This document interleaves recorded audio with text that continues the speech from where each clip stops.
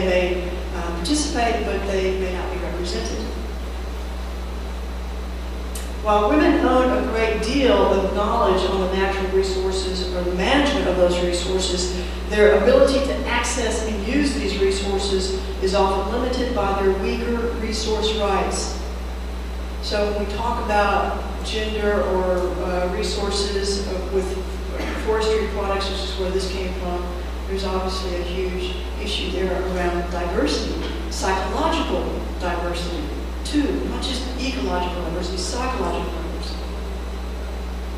Extraction, whether it's logging or mining, results in loss of biodiversity, which directly affects the rights of indigenous people.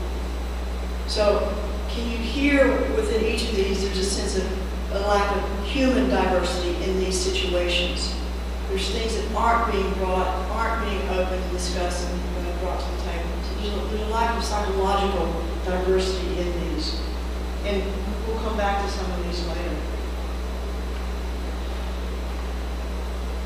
So our psychological hotspots then are our places of great depravity. And we can, I think, do something about these. But the idea, and something that you just experienced with the energy, the idea about hotspots or psychological hotspots is how they feel to us. And they may feel like a hot, dry desert landscape. They may feel like a crackling, lava bed that you can't walk on it, the burning. They may feel like a forest that's been clear cut. You may feel in a sense that when you're working with a psychological hotspot or your own place of that, it may feel like this tremendous losses that we see in the environment. Despair. I want now to listen to what lack of diversity sounds like. And some of you may know this already. There was a great article that came out in the New York Times. And if you don't know the work of Bernie Krause, he does some amazing work with the environment, where he will record environments that are flourishing and have lots of diversity and are healthy.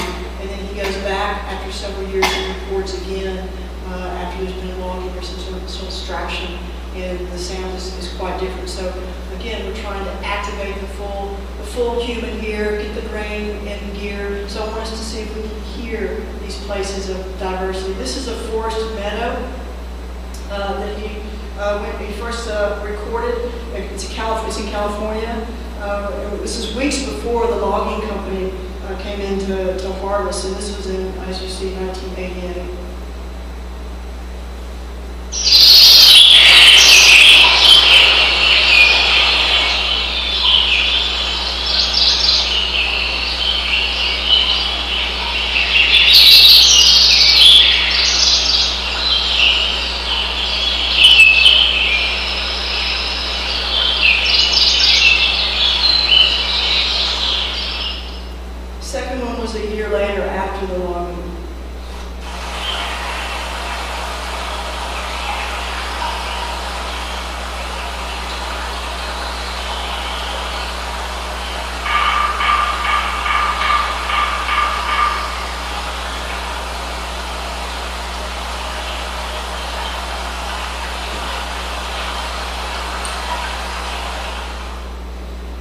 The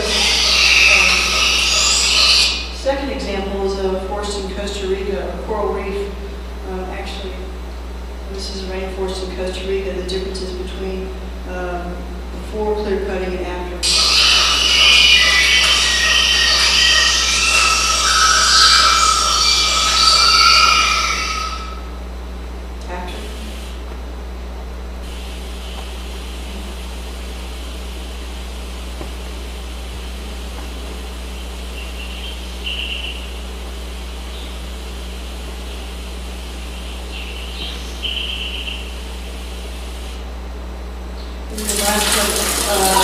Is a coral reef off the coast of Fiji. The eastern side is a reef that's alive and flourishing.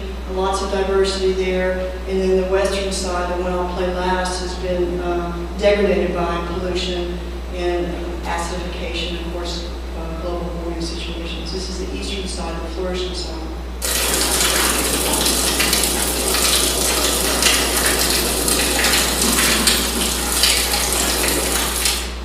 And the western side, the